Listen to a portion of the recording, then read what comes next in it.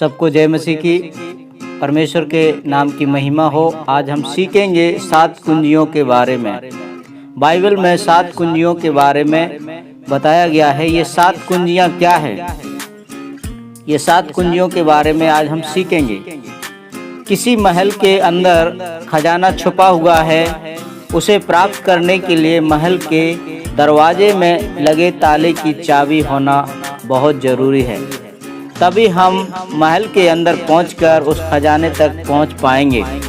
परमेश्वर के वचन में 7 कुंजियां दी गई हैं जो हमारे विकास में और परमेश्वर के वचन को समझने में सहायक है। जिसने इन 7 कुंजियों का भेद समझ लिया है या उसे जानता है या उनका उपयोग अपने जीवन में करता है, शैतान उससे घबराता है।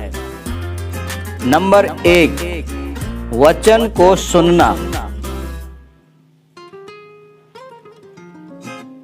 रोमियो 10 का 17 में लिखा है, विश्वास सुनने से और सुनना मसीह के वचन से होता है।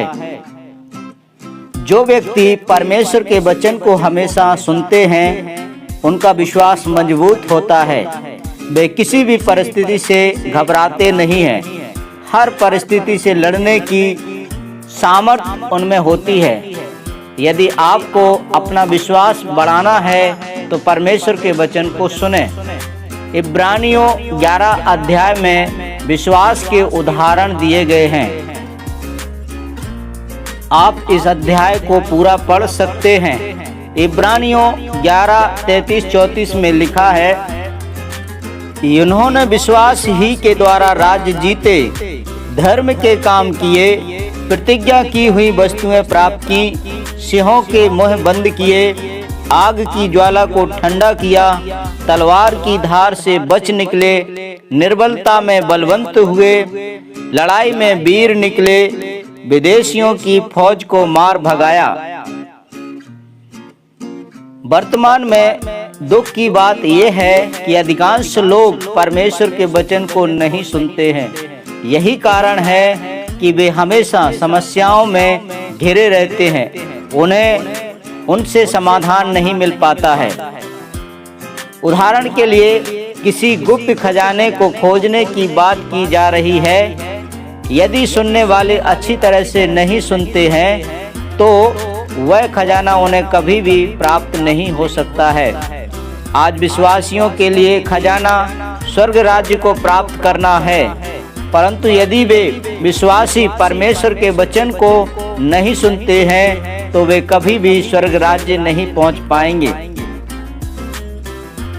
परमेश्वर के राज्य में पहुंचने के लिए परमेश्वर का वचन को सुनना स्वर्ग राज्य के द्वार की पहली चाबी है।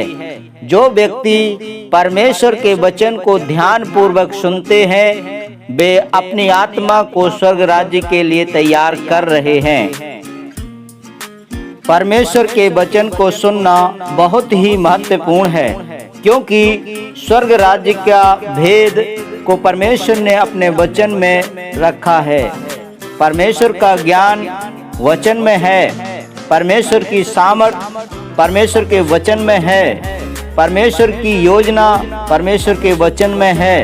परमेश्वर की बुद्धि परमेश्वर के वचन में है।